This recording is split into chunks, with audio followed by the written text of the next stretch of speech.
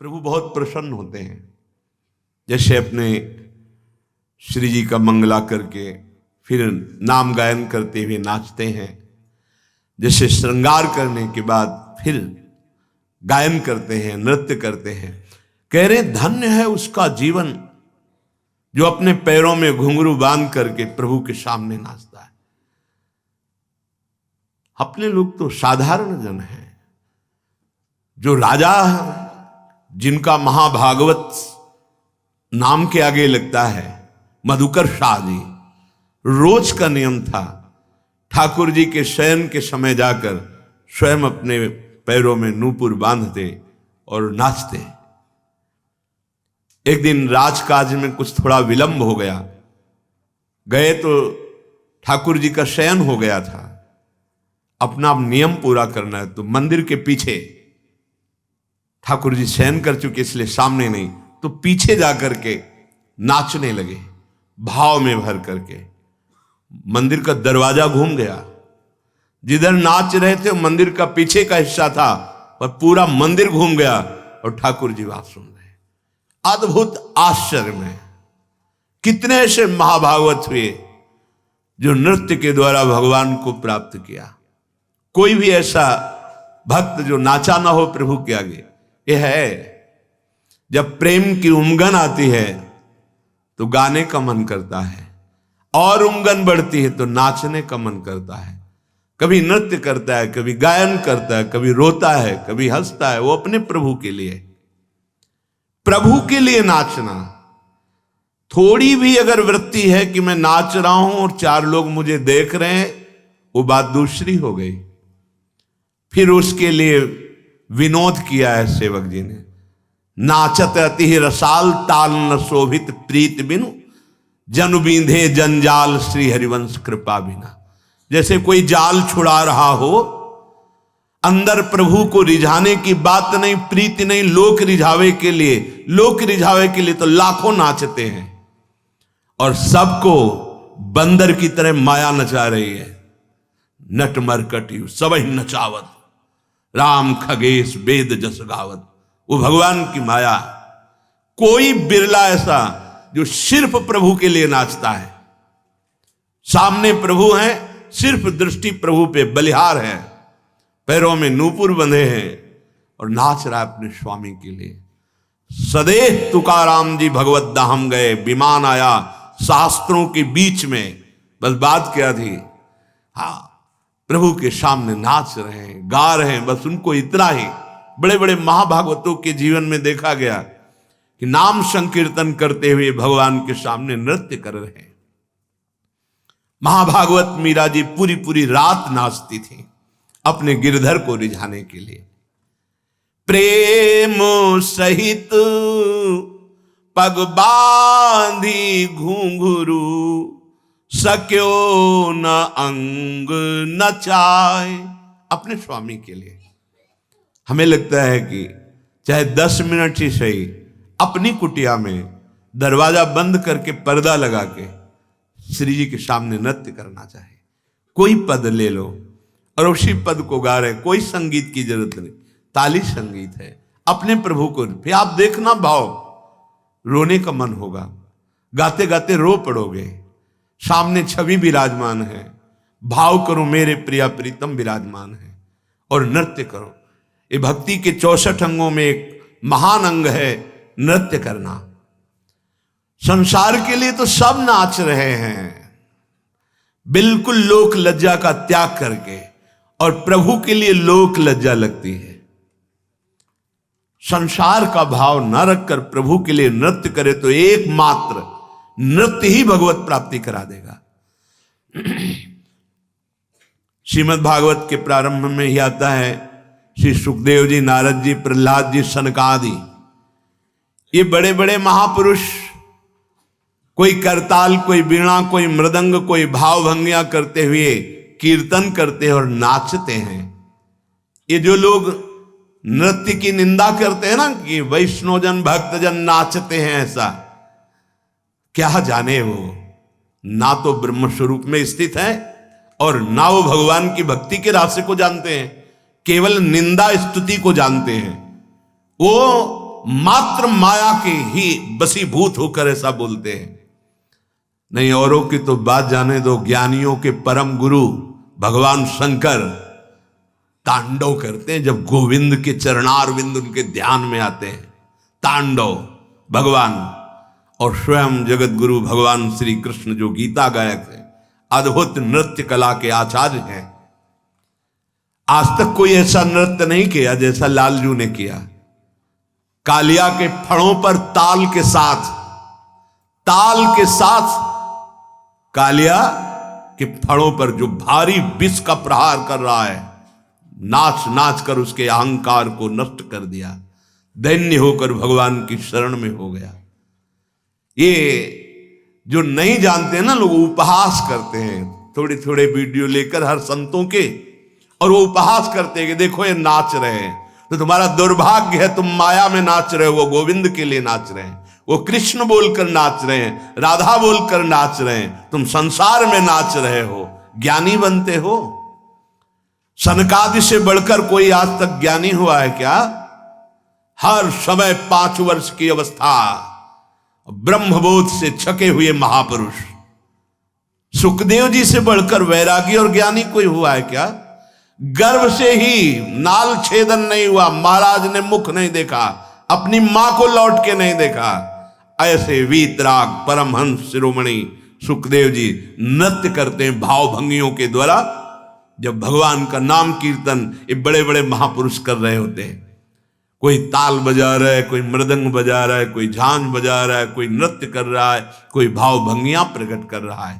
पता नहीं आज कौन सा ज्ञान दिमाग में आ गया है कि भक्तों की निंदा करना, नाम की निंदा करना, भगवान के साकार श्री विग्रह की जो अर्चा अवतार हैं उनकी निंदा करना, और वो ज्ञानी बनते हैं।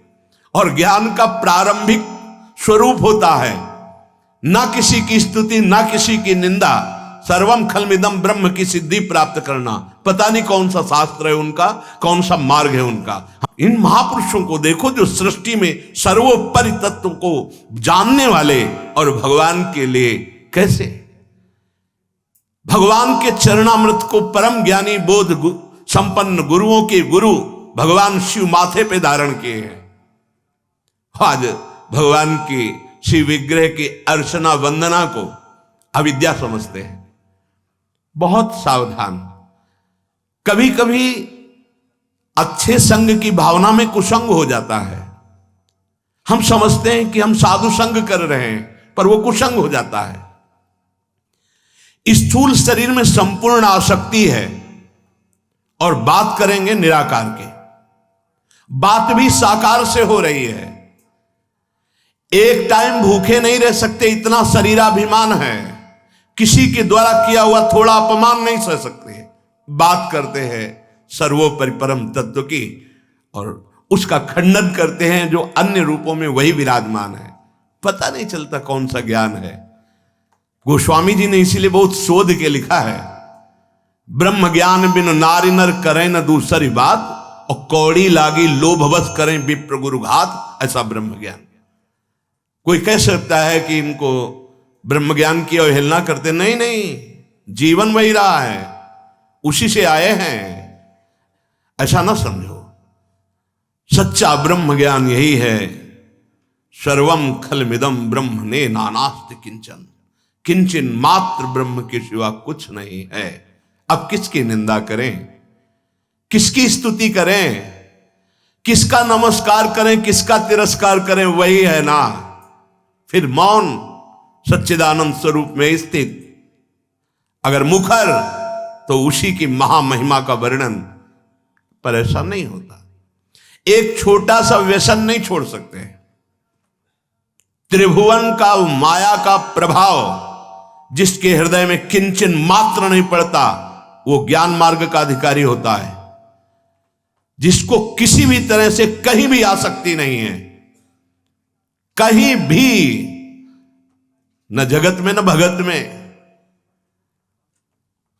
पक्का वो जहां बड़े बड़े महान बोध संपन्न हुए, वो वहां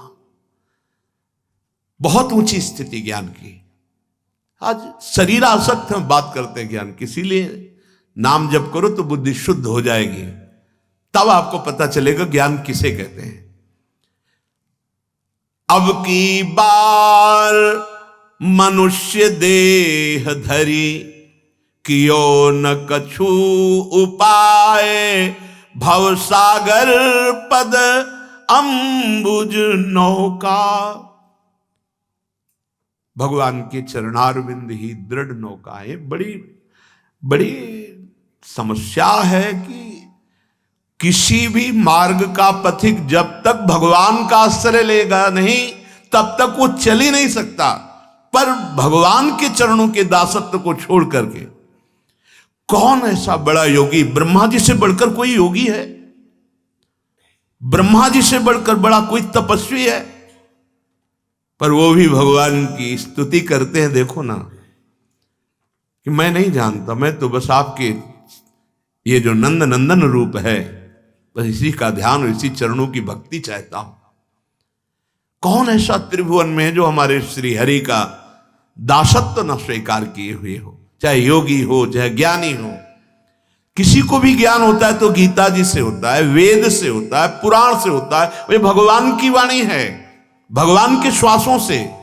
ये वेदों का प्रादुर्भाव भगवान के श्वासों से हुआ, जिससे ब्रह्म ज्ञान प्राप्त किया जाता है। पता नहीं जगत गुरु भगवान श्री हरि का अपमान करके उनकी अर्चना, उनकी वंदना, उनके नाम कीर्तन, उनकी नृत्य, उनकी भक्ति का तिरस्कार करके कौन से ज्ञान की सिद्धि होती है, ये मुझे समझ में नहीं आता। तो आप सबसे प्रार्थना है कि जरूरी नहीं है कि वो सत्संग ही हो, जिसमें नाम की, रूप की, लीला की, धाम की अवहेलना हो, ऐसे संग का त्याग कर दीजिए। क्योंकि परम ज्ञानी भगवान शंकर निरंतर नाम जप करते रहते हैं। स्पष्ट आया है वर्णन। भगवान शिव निरंतर भगवान की चर्चा करते रहते हैं। अंबाजी बैठे रहते हैं श्रवण करने के लिए, भगवान शिव सुनाते रहते हैं। सनकादि यही नशा है उनके भी। हरिशरणम हरिशरणम ऐसा जपते रहेंगे और 4 में एक प्रवक्ता बन जाएगा, 3 श्रोता बन जाएंगे जो परम ब्रह्मबोध स्वरूप हैं। इसलिए अपने जीवन को यदि सार्थक करना है तो ऐसी वाणी सुनने से बचना चाहिए। बहुत ज्ञान की फर्राटेदार भाषा, लच्छेदार शब्दावली, और सत्य मानिए स्थिति का में भी नहीं है, अभी ज्ञा में पहुंचना है। का से ज्ञा तक पहुंचना है और स्थिति का में नहीं है, परमार्थ का ककाहरा नहीं है। और बातें तो सब कंठस्थ हैं, स्थिति प्राप्त करना। फिर वो कहते हैं कि आप ही बता दो कि अब हम क्या करें। अपना ज्ञान दिखाने के लिए नहीं होता, अपना ज्ञान काम, क्रोध, लोभ, मोह, मद, मत्सर इन पर प्रहार करने के लिए होता है, इन पर विजय प्राप्त करने के लिए होता है। स्थूल सूक्ष्म कारण इन तीनों शरीरों का राग त्याग करने के लिए होता है। पर पता नहीं भगवान की कौन सी विचित्र ये लीला है कि चलते हैं हम ज्ञान मार्ग में और स्थिति होती है अज्ञान की। कोई भी ज्ञानी कभी किसी की निंदा या स्तुति भी नहीं कर सकता। जो निंदा स्तुति दोनों से परे, क्योंकि किसकी स्तुति करे? उस मैं के सिवा कोई है नहीं। वो मैं उसी में शुद्ध ब्रह्म में स्थित है। न नमस्कार न तिरस्कार। बहुत सुलझा हुआ मार्ग ज्ञान का है, ऐसा नहीं है। अखंडानंद प्राप्त होता है, कैवल्य परम पद प्राप्त होता है। लाखों उस मार्ग में चलकर परम पद को प्राप्त हुए। पर अब सावधान हो जाओ, यह कलिकाल मलायतन मन कर देख विचार। ऐसी मलिनता छाई हुई है अपने अंदर ही कि स्थूल शरीर का राग त्याग पाना, सूक्ष्म शरीर को समझ पाना, कारण शरीर से रहित हो पाना बहुत कठिन है। और यह सब एक क्षण में श्री भगवान जो जगत गुरु हैं वो कर सकते हैं। इसलिए उनका आश्रय, उनके नाम का जप, उनके चरणारविंद की भक्ति, यही हमारे जीवन को अद्भुत सुख प्रदान करेगी। सच्ची मानिए, नहीं तो श्रीपाद कह रहे हैं, धिंग धिंग मामति कुमति वृंदावन लब्ध चित घनात्मपि। धिक्कार है, धिक्कार है। मुझे जो मानव देह मिला तो चिदानंद तत्व की प्राप्ति के लिए मिला। उसे हम धाम नाम रूप लीला में अनुभव करते हैं जो प्रेमी जन हैं। पर हम इस विष्ठा के पात्र शरीर में इतना अभिमान कर बैठे कि इसी में फूले घूम रहे हैं। ठीक है, शरीर मिला है, हंसो खेलो खाओ पियो, पर प्रभु से जुड़ करके, अगर प्रभु से विमुख होकर के ऐसी क्रियाएं हुई तो तुम्हारे जीवन को ये माया ऐसी जगह फंसा देगी, ना हंसने लायक रह जाओगे, ना खेलने लायक रह जाओगे। हमारी बात को गंभीरता पूर्वक समझिए। प्रभु से जुड़े हो तो तुम्हारी बुद्धि शुद्ध रहेगी, बुद्धि शुद्ध रहेगी तो सत मार्ग मिलेगा, सत मार्ग मिलेगा तो सत्य की प्राप्ति होगी। बुद्धि अशुद्ध रहेगी, कुमति रहेगी तो ऐसे आचरण बनेंगे जिन्हें पापाचरण कहते हैं, और वो हमारी दुर्गति करा देंगे। ये माया बहुत प्रचंड बलशालिनी है। इससे बचने का उपाय महाभागवतों ने और स्वयं श्री भगवान ने जगह जगह पर वर्णन किया है। मान लो, प्रार्थना मान लो, ये जितने दिन का जीवन है, जो दुख सुख का प्रारब्ध है उसको भोग लो, और सच्चे भाव से जो सिद्धांत वर्णन किया जा रहा है वैसे चलो तो कृतकृत्य हो जाओगे, पूर्ण काम हो जाओगे। महामहिम परमानंद, प्रेमानंद, अखंडानंद, विज्ञानानंद, जो चाहोगे, जिस रूप में चाहोगे वो आपको प्राप्त हो जाएगा। देवर्षि नारद जी से प्रश्न हुआ, कस्तरति कस्तरति मायाम, इस माया से कौन तरता है, कौन तरता है? तो देवर्षि नारद जी ने उत्तर दिया, यह संगास त्यजति, जो कुसंग का त्याग कर देता है, यो महानुभावम सेवते, जो महापुरुषों का संग करता है, फिर निर्ममो भवति, जो ममता रहित हो गया है। प्रीति करो सबसे, भगवत भाव से करो। ये ममता बाधक है। ममता श्यामा श्याम के चरणों में और श्यामा श्याम की उपस्थिति मानकर जड़ चैतन्य सबसे प्रीति करो, कोई परेशानी नहीं। सब जीवन सो प्रीति, पर रीति निवाहत आपनी। हम ममता युक्त होकर जब व्यवहार करते हैं तो फिर हर्ष और शोक, इन द्वंद्वों को भोगना पड़ता है। पहले इन 3 सूत्रों का वर्णन किया, अब 4 सूत्र उसमें और जोड़ रहे हैं। जैसे पहला है, यह संगास त्यजति, कुसंग का त्याग करे। तो संग किसका करे? यो महानुभावम सेवते, इनकी व्याख्या हो चुकी।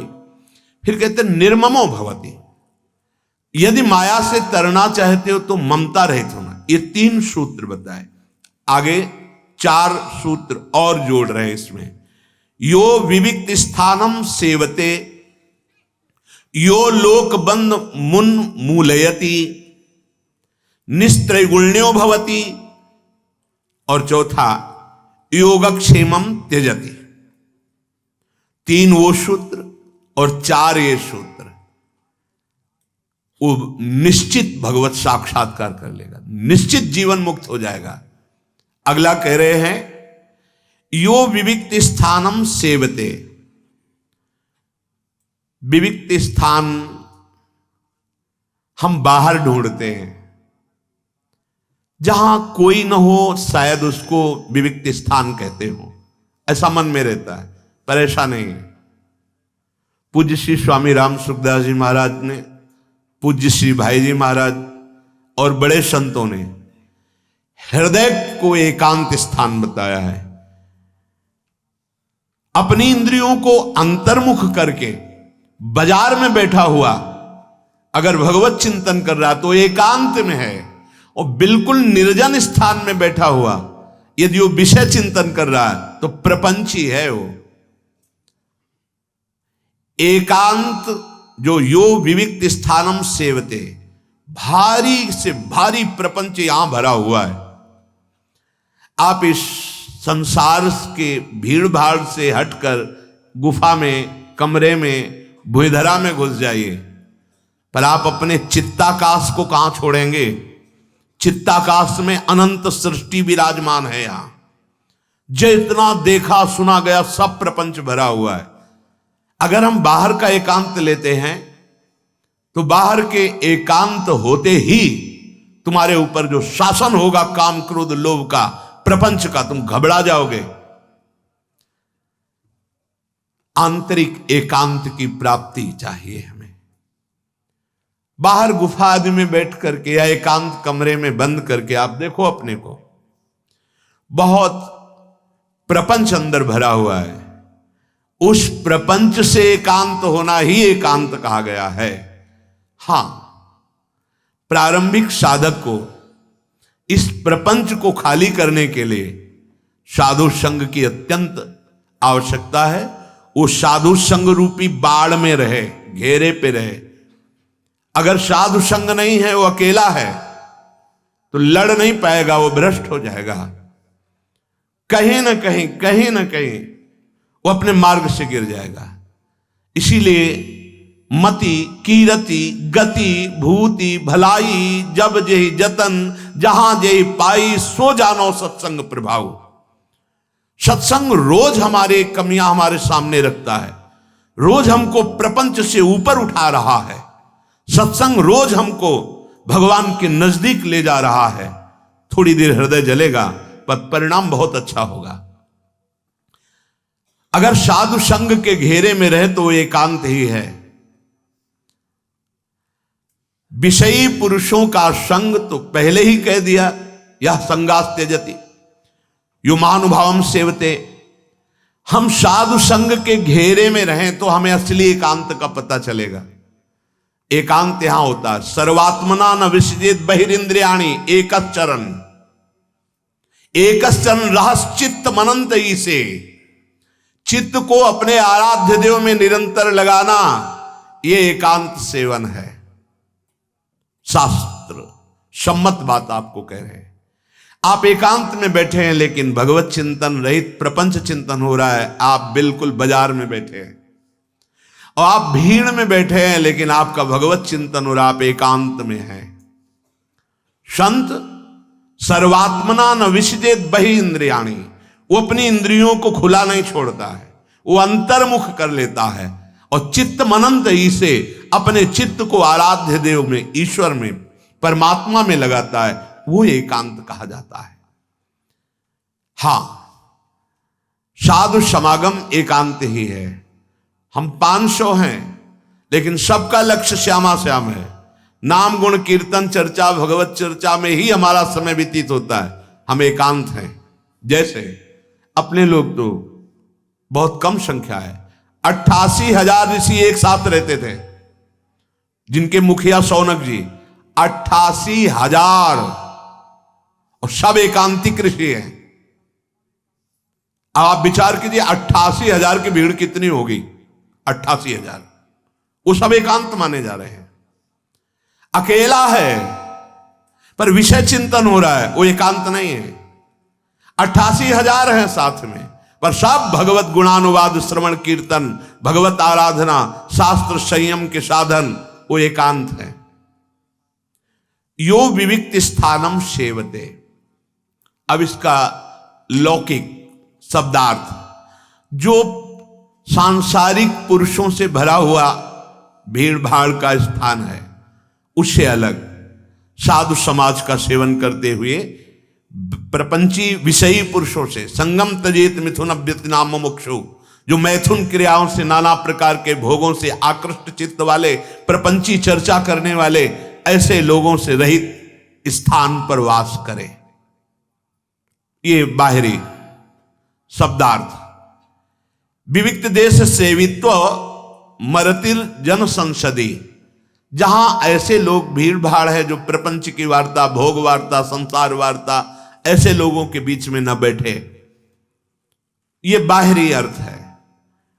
अरतिर जन संसदी, उसकी रति नहीं होनी चाहिए। ऐसे जहां प्रभु की चर्चा नहीं है, प्रभु के नाम गुण की महिमा का वर्णन नहीं, वो कोई भी सभा हो, उस पे हमें नहीं बैठना है।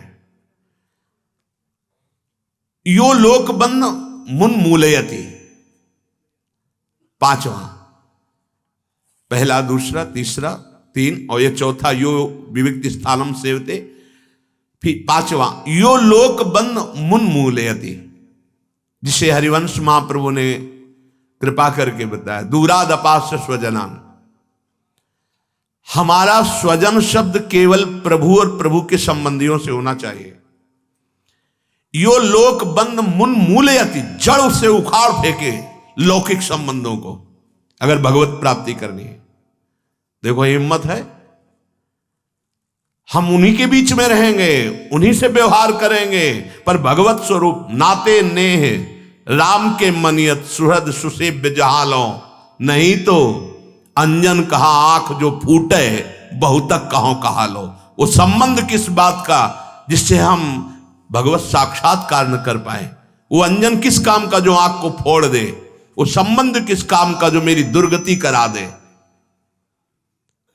यो लोक बंद मुन मूलयति, जड़ से उखाड़, मूल माने जड़ से उखाड़ फेंके सांसारिक संबंधों को। अगर वैराग्य मार्ग के पथिक हो, तुमसे कोई पूछता है तुम्हारा जन्म कहां हुआ है, तुम्हारा नाम क्या है, तुम किस जाति के हो, कभी उत्तर न दे और कभी उसका दोबारा संग न करे। हम जन्म कर्म गुण लीला गान करने वाले प्रभु के हैं। अब इस देह के संबंध की स्मृति का नाश करना है, भगवत स्मृति में डूबना है। मैं कौन हूं? मैं हरिजन हूं, मैं प्रभु का दास हूं, बस इतना परिचय है, इसके आगे कोई परिचय नहीं।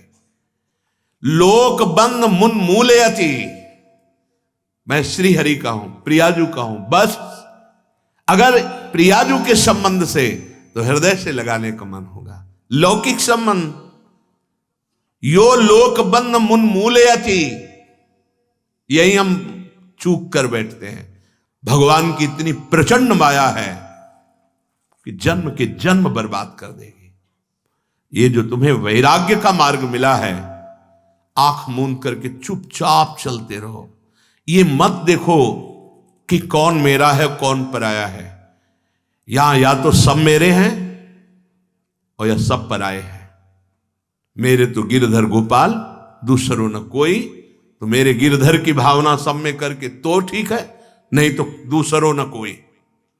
उदासीन अति रहे गोसाई, उदासीनता साधु के अस्त्र है जो हर प्रपंच से बच जाता है, कोई संबंध नहीं। पूज्य श्री मग्नानंद सरस्वती जी महाराज, बहुत बड़े महापुरुष, सेनपुर, हर समय एक कौपीनवंता खलु भाग्यवंता, एक कौपीन पे रहते थे, सर्दी गर्मी बरसात।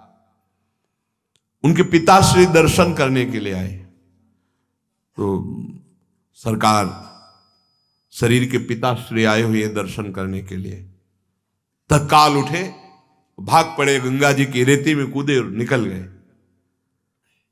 शिष्यों ने प्रार्थना की कि जब गुरुदेव भगवान की इच्छा नहीं तो आप यहां रुक नहीं सकते, आपको तत्काल यहां से पधारना पड़ेगा, आपको जाना पड़ेगा, क्योंकि हम अपने गुरुदेव की इच्छा का ही अनुमोदन करते हैं।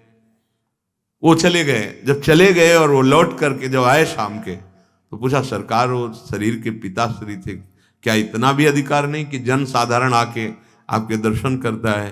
तो वो दर्शन, बोले वो संत नहीं, वो पुत्र मान करके आए थे, यहां कोई किसी का पुत्र नहीं है, इसलिए नहीं। बाहर ही आते हैं, संत मानकर आते हैं, उनका परम मंगल होगा, लेकिन ये पुत्र मान करके आए थे, इसलिए नहीं। बहुत सूक्ष्म विषय है। पूज्य श्री अद्वैताचार्य जी के प्रति जरा सा माता सची का भाव कि हमारे पुत्र को सन्यासी बनाने का बड़ा योगदान अद्वैताचार्य को, तो अंदर से थोड़ा महाप्रभु ने मां के लिए कहा था कि भारी अपराध है, जब तक वो इस अपराध का अद्वैताचार्य से प्रार्थना करके क्षमा याचना नहीं, तब तक। ये बड़ा सूक्ष्म विषय है। हमारा हर संबंध केवल अपने इष्ट देव के प्रति, केवल भगवत संबंध। गृहस्थी में भी अगर हम भगवत भाव से करें तो परमहंस है, गृहस्थी में रहते हुए, और विरक्ति में होते हुए भी अगर यही प्रपंच बना रहा तो प्रपंची है। भेषधारी हरि के उर साले, और भूले तो भूलो तुम जिन भूलो मालाधारी। भगवत रसिक जी कह रहे, वेश धारण करके यदि हम सिद्धांत और रहनी से नहीं चलते तो हरि के हृदय में हम कष्ट देने वाले बनते हैं। हम इस वेश और आचार्य की निंदा कराने वाले बनते हैं। इसलिए बहुत होश में, ये भगवत मार्ग है। यो लोक बंद मुन मूलयति, जड़ से उखाड़ फेंके लोक संबंध को। प्रेम का बंधन जब भगवान से हमें जोड़ना है तो सबकी ममता ताग बटोरी, मम पद मन ही बांध बर डोरी। ये लोक बंधन है, लोक बंधन अवश्य तोड़ना है। दूरादपास स्वजनान सुखमर्थ कोटिम, सबका मंगल हो जाएगा। मान लीजिए सबका मंगल हो जाएगा यदि ये बात समझ में आ जाए। प्रायः गलती होती ही रहती है। जहां भगवत संबंध से अलग कोई संबंध माना गया वहीं अपराध बन जाता है। अगर हम लोक संबंध दृढ़ रखेंगे तो ये गलती हो ही जाएगी, पक्का हो जाएगी। काशी में इसलिए उदाहरण देते, सावधान, बहुत सुंदर ब्रह्म ज्ञान की चर्चा करने वाले महापुरुष। अब एक जज भी उसमें आते थे तो उन्होंने एक दिन प्रार्थना की, महाराज आपका सत्संग सुनकर मुझे वैराग्य हो रहा है और मैं संन्यास लूंगा, पर एक बेटी है उसका ब्याह हो जाए। अगर कोई लड़का नजर में आवे तो ये फंसा लेते हैं गृहस्थ लोग। तो कहा कि कहीं भटकने की जरूरत नहीं है, हमारा छोटा भाई है, देख लो। अरे बोले महाराज फिर तो क्या, आपका भाई, अब देखना क्या है। बच्ची भी तैयार हो गई, ब्याह भी हो गया। साल नहीं पूरा हुआ, भाई अंतर ध्यान हो गए, क्योंकि जिस समय जिसको जहां जाना है अब पूरा भार। अब उस लड़की ने कहा महाराज आपके कथनानुसार, और अब मार्ग बदल गया, लोक बंधन दृढ़ हो गया, परमार्थ से भ्रष्ट हो गया। एक नहीं सैकड़ों चूक हो करके इस मार्ग से गिर जाते हैं। अगर लोक बंधन बना रहा तो हमारा संबंध केवल भगवत संबंध से हो। जैसे सब दूसरे भगवत अनुराग के मार्ग में चलते हैं, ऐसे लाखों, कोई भी, चाहे वो इस शरीर से संबंधित हो चाहे बाहर हो, अगर श्री जी के लिए तो मार्ग है, और अगर श्री जी का नहीं तो हमारा कोई परिचय नहीं, हम जानते नहीं। लोक बंद मुन मूलयति, ये गृहस्थी में आपको कठिन लगेगा, लेकिन आप सही पूछो तो गृहस्थी से ज्यादा कठिन विरक्ति के लिए है। हम बाहरी संबंधों में इतनी प्रीता कर लेते हैं कि जितना आप घर में संबंध नहीं दृढ़ कर पाते होगे उतना बाहर हो जाता है। बहुत विचित्र खेल है, बहुत विचित्र खेल है। ऐसे करके निकला जाता है, ऐसे करके यहां से कोई निकल ही नहीं सकता, पक्की बात समझ लो। जहां आप कटु वचन बोलकर तिरस्कार करोगे उसी सूत्र में माया आएगी और आपको ऐसा वहीं गिरा देगी। इसलिए शिव बिरंच का मोह को है बपुराण। बहुत झुक के महाप्रभु चैतन्य देव ऐसे नहीं बोल रहे, तृणादपि सुनीचेन तरोरियु सहिष्णुना। हमारा मार्ग है कि हम माताओं बहनों की तरफ भगवत भाव से उनके चरणों में प्रणाम करें, गंदी दृष्टि से ना देखें, ना कि अभिमान भरी दृष्टि से कि नहीं, ऐसा नहीं, अभिमान भरी दृष्टि से कभी। पूज्य श्री बाबा गिरिराज वाले पंडित गया प्रसाद जी, नियम था माताओं बहनों को नहीं प्रवेश है, नहीं देखना है। बाबा के पुत्र थे, बाबा की पत्नी थी, 40 वर्ष बाद वैराग्य धारण करके बाबा गिरिराज जी में रहे, और जब पुत्री आती थी तो वो गले लग जाती थी। तो लोगों ने प्रश्न किया कि ऐसा क्यों? तो बोले हम केवल अपनी इंद्रियों को बचाने की शिक्षा साधकों के लिए। अब ये पुत्री भाव से आई, गले से लग गई वो बात। बड़े बड़े महापुरुषों ने अपनी इंद्रियों को शासन में करते हुए वो शिक्षा देने के लिए, बकाया इस सृष्टि से हटा दिया जाए ऐसा नहीं है। सबसे ज्यादा यहां सुधार की आवश्यकता होती है। अगर यहां सुधार नहीं हुआ तो बाहर की ब्रेकें नहीं रोक पाएंगी, नहीं रोक पाएगी, पक्का समझो। इसी मार्ग में चलकर बता रहे हैं, हमको यहां सुधार करना है, बाहर नहीं। यहां सुधर गया तो बाहर सब ठीक है।